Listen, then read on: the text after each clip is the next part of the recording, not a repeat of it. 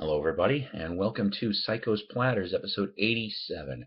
I hope everybody has had themselves a great week of life and crate digging itself. Not brought to you by Waffle House, but you know what? Someday it'd be nice, wouldn't it? All right. So I hope, like I said, I hope everybody has had a great week. Um, I've noticed that I've gained a couple subscribers. Thank you, thank you. Ones that I remember reading off the bat. Um, Well, you know what? I can't remember who it was right off the bat, but you guys know who you are in the last week, and so I thank you for that. Let's see. I was going to go off and do a two-part episode today, but you know what? Due to time constrictions, we're just going to do it this one. We're gonna do the LPs today. 45s I'll do later in the week because I managed to find a sweet batch of both from a combination of resale shops and dirt malls. So that'll be really nice, I think. And I'll leave it off with a book review too that I got, one book I just got done reading as well. So let's see. Found these first couple at the Goodwill in town. Are you into jazz? I sometimes am. I dabble. I've never seen Diodato 2 on the CTI label. I've heard about this guy barely. It's a gatefold. Kind of neat, at least from what it looks like to me. I mean, it says here, you've got your basic. Oh, how about this? Okay, like I said, I've never known this guy before. But if you know your jazz, I see here on bass Stanley Clark, Billy Cobham on drums, and Rick Marotta. I've seen him in the credits for things too. Man, that's kind of cool. So I mean, yeah. So there's definitely some Hubert Laws on flute. I've heard that name before too. So yeah, lots and lots of different things. What also cracks me up here, it says this album is also available on stereo and quad LP. Isn't that something? I kind of get a kick out of that. That's what the label looks like. This is a stereo copy, of course, and it just needs to be a little bit cleaned up, and it'll look really, really nice. Now, you guys know how I am. I go off and take a stab at things that I've never heard of, just like this Diodato, right? When I saw this cracked me up so much that when I saw my buddy Doug down here, we put this thing on the turntable, and it amazed us both. But when you see a cover of Come On, Let's Do the Twist, okay, and you're thinking, it's another one of those stupid records that Cash-Ins done, right? The band name on here is Ray Gunn and his Blasters. Get it? Ray Gunn. Yeah, I know. So this is the front. This is the back with twisting instructions. Yes, yes. But here's the funny part about this album. Why did I get this on the very cheesy Parade label, right? Let me show you the label really quick and how cheesy it is. That's what the label looks like, okay? For Parade label. What struck me as odd, and I'll like I said, first the Ray Gun and his Blasters. That thing sounded interesting in itself, right? But it says here in the paragraph about the group. As a group, the boys have been together for nearly 2 years and have backed such artists as Benny King, Rosemary and Bo, Pete and Ernest, Tony Middleton, and etc.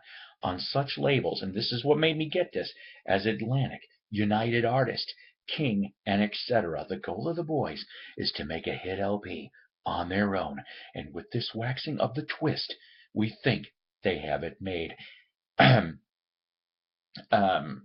Various titles, obviously the twist, Hey Little Girl, After School Twist, My Baby Couldn't Dance the Twist.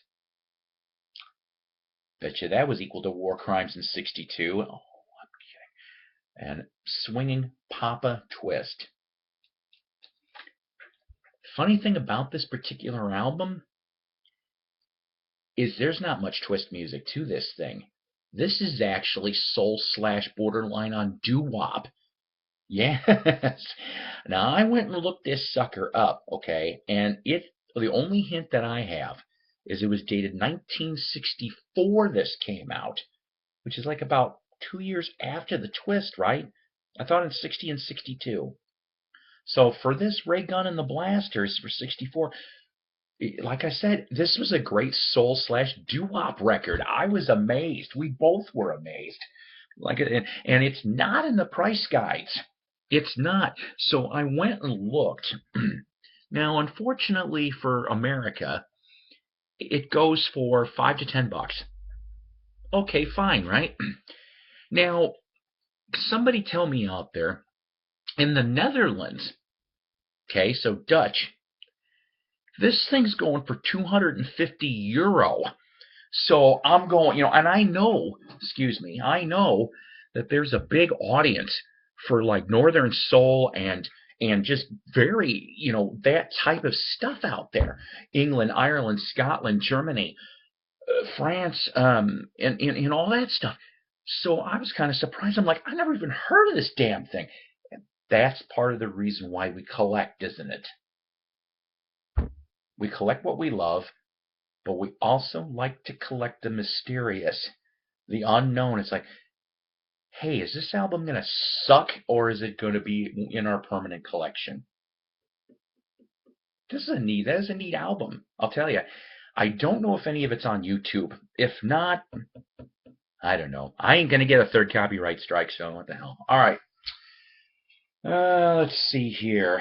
All right. Went to a dirt mall. I picked up, it's still in the shrink, on Phillips, Blue Mink. Yeah, so it's real mink. And the singers, it's kind of funny. It says under here, Madeline Bell and Roger Cook. Okay. Still has the shrink, still has the promo sticker. There was obviously another one that somehow got torn off, which is too bad. Here's the back of this. Like I said, it's an all-white group and a beautiful black singer. She's very cute. I like her. I found out, like I said, though, they cut 2 albums, both in 1970. So, let's see, Cook Greenaway. Now I know that I've heard that before. That particular, they did a lot of hits in England. Okay, is what I'm getting at on this. Also Herbie Flowers. Okay, if you don't know who that is, he was an in-demand session bassist in the 70s and 80s especially. He plays bass on this sucker too. But yeah, it says here all recorded in England. Really, really nice. I'll show you the Phillips label really quick. It would be that one. Beautiful mint condition on this sucker. All right, and then the other one, Ronnie was talking about Kim Fowley shortly after his death. On Arista, the Hollywood Stars. I found this sucker. I'm going, why does this name sound familiar to me? This is from 1977. Well, here's the front. There's the back. Okay. Nobody familiar as far as for band members right off the bat that I can see. But like I said, he wrote a couple of the songs on this thing, which is really strange. Basically, he wrote 2 songs off of here. Sunrise on Sunset is Mark Anthony, Kim Fowley, and Skip Batten. Skip Batten, in the early 70s, was a member of the Byrds. And I want to say he also was in Flying Burrito Brothers at one point or another, too. I could be wrong on this. Let's see here. Still have the Arista sleeve, and that's what it looks like. Okay.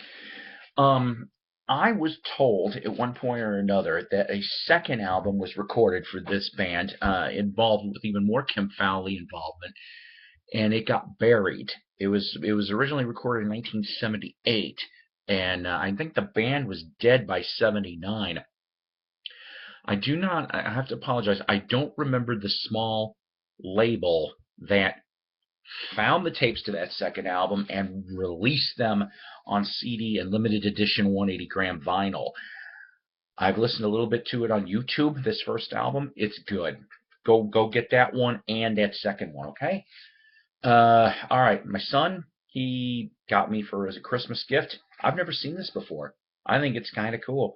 Um, on Leo Records, he know okay. If you guys don't know me, I'm a huge Peanuts fan and Felix the Cat. He got me the original MGM album musical based on Peanuts. You're a good man, Charlie Brown, starring Orson Bean as Charlie Brown. Now, Orson Bean, I gotta confess, I remember watching him on game shows. He was like a guest on a game shows in the 60s and the 70s. Here's the front. Here's the back. Like I said, this is on the Leo label. Your gatefold shows little bits of Peanut comic strips and, excuse me, and the other people that were the voice talents. Now, like I said, I don't know any of the other people on here. Yeah, it's just kind of weird. The one who's playing Lucy in the 60s used to perform on the Merv Griffin show, and she did some stuff on Broadway too. So I guess that's kind of cool, right? So not too shabby. I like that. I can't wait to listen to that. And then lastly, at a different resale shop, now I already have a copy of this, but something tells me that somebody else wanted a copy of this. The only difference is this one's got a cut corner, and it's got itsy bitsy slight water damage on the cover. Not that much, but other than that, it is the Badfinger album Wish You Were Here from 1974. Now, this is on the Warner Palms label. Okay. It's actually in overall pretty good shape. I was very surprised. Like I said, it's just a slight water damage on the corner. But this album should have been a hit. And by the way, it is basically just Badfinger, but for a couple songs, they borrow the horn players from the Average White Band. So you've got a little bit on there, too. The main one, if I remember on here, where is it? No one knows. That was the biggie off of here, okay? Pete Ham was a genius till when he went. The point, though, is on this particular album, there was a big mess involving Warner Brother Music Publishing Division, their evil manager, Stan Polly. Remember, we talked about this, but with a different artist, okay? And the band. So you've got this very legal triangle of struggle, okay? Manager being greedy, tried to pull money out of the escrow account from Warner Music Publishing because they turned in the demos to this thing, okay? Well, there was a conflict of interest somewhere in the Warner Brother label and the manager, okay?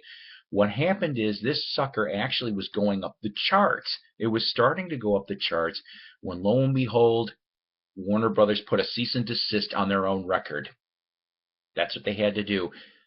You'd think this thing would be worth more than $15 in near mint. I mean, it has been reissued on CD, thank God. But so that's the thing right there. You know, it's a beautiful piece. Try to look for this one too, and head first on Snapper Music from 2000 in England.